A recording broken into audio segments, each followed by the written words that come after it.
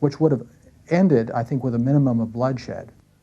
With strong support from the United States and Middle Eastern countries, however, Izetbegovic had a clear interest in prolonging the war, in the hope that the West would intervene on his behalf. And I think the American support, insofar as he's had that kind of support, has been to please their clients in the Middle East. I think that insofar as Izetbegovic does hope to internationalize the war, which is his only chance of keeping it going, and he has an interest in keeping it going, and I think depends on continuing this Middle Eastern support. U.S. intelligence was aware that since the middle 1980s, Iran had been training 250 Bosnian Muslims each year. Iran has a number of strategic objectives in Bosnia. Part of that is getting an Islamic state firmly established in Western Europe. The Sarajevo regime headed by Alija Izetbegovic is a radical Islamic regime that is tied closely to the Iranians and other radical Islamic elements. You see, for example, in the person of Osama bin Laden, who is a Saudi but has been resident in Sudan, also in Afghanistan, who's the international nature of this radical Islamic movement, which is very supportive of the Izetbegovic regime, to which he, in fact, is a member, a component. But the State Department, in both the Bush administration and the incoming Clinton administration, brushed aside these concerns early in the war. It was not until 1996 that NATO leaders, worried about their own troops' safety, raided terrorist training camps in Bosnia run jointly by the Iranians and the Bosnian government. It's an abomination. There are clearly terrorist training activities. These weapons here, in particular this plastic child's toy with plastic explosives and a detonator inserted in it, it has direct association with people in the government. At the outset of the war, the U.S. was promoting the Sarajevo government as a multi-ethnic democracy.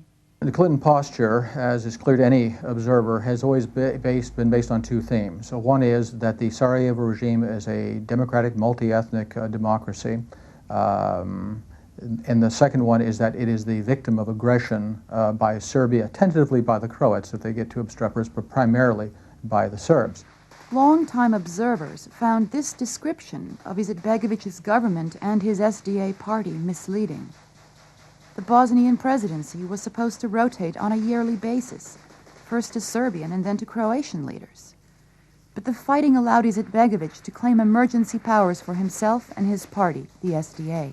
It's a wartime emergency government. I mean, by the constitution that's still technically valid in Bosnia-Herzegovina, he should have ended his presidency in December 1992. He's claiming that war emergency allows him to stay on, but not even that is exactly according to that constitution. Contrary to statements by the U.S. State Department, Izetbegovic rejected a multi-ethnic Bosnia in his book, The Islamic Declaration, written in 1970, where he states, "There can be neither peace nor coexistence between the Islamic religion and non-Islamic social political systems." Izetbegovic's defenders claimed that he had modified his views, but in fact, the Islamic Declaration was officially reprinted in time for the 1990 election campaign, without any changes. The administration must be aware of that, and their protestations about the democracy and human rights and multi-ethnicity of that regime are patently absurd, and they know it. Izetbegovic further identified himself with extremist views in 1990, when he gave an interview to a magazine which celebrated Muslim World War II collaboration with Nazi Germany. The cover of the magazine pictured Serbian leaders with severed heads. There are no Croats or Serbs visible in that Izetbegovic government with any real authority. The Bosnian army, as it calls itself now, is mainly Muslim, Muslim manned, Muslim officered. I don't want to give you the impression that I think all the people who are fighting on Izetbegovic's side in this army are all of them fighters of the Holy War and Mujahideen. They're not. I think that a great many of them just feel, they belong in Sarajevo and they're appalled by the attacks that it had during the war against Sarajevo. And there are lots of young people who really genuinely believe they're fighting for a society in which all Bosnians can live together, and genuinely are multi-ethnic. But they are fighting in a cause which is to make Izetbegovic president of the whole of Bosnia-Herzegovina, which is not a Muslim country. It's mainly Christian, as you know. If you put the Serb Orthodox and the Catholic Croats together, you have a majority, an absolute majority. And it's ridiculous that it should be Izetbegovic's, under Izetbegovic's undivided sovereignty. Instead of reaching out to potential allies and presenting their case to remain as part of Yugoslavia, the Bosnian Serbs relied on their initial advantage in weaponry to pursue a military victory. I think it's a civil war. I mean, I think everybody in what was Yugoslavia has a case of a sort. I think you can make a case out for the Serbs, you can make a case out for the Bosnians, you can make a Muslims, you can make a case out for the Croats. But the difficulty is that they all were so extravagant in what the reactions to what all the others did.